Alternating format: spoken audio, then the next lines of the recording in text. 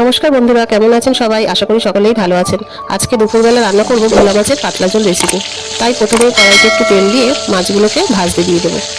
মাছগুলো ভাজা হয়ে গেলে ওই মাছের তেলের ভেতরেই কেটে রাখা বেগুনগুলো দিয়ে দিলাম।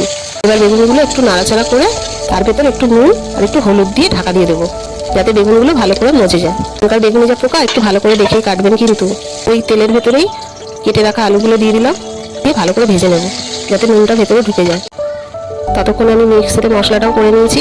আজকে মশলা দেবো শুধু কাঁচা লঙ্কা, জিরে বাটা, আর কিছু দেবো না। মশলাটা দিয়ে এবার ভালো করে আলুটা কষে নিলাম।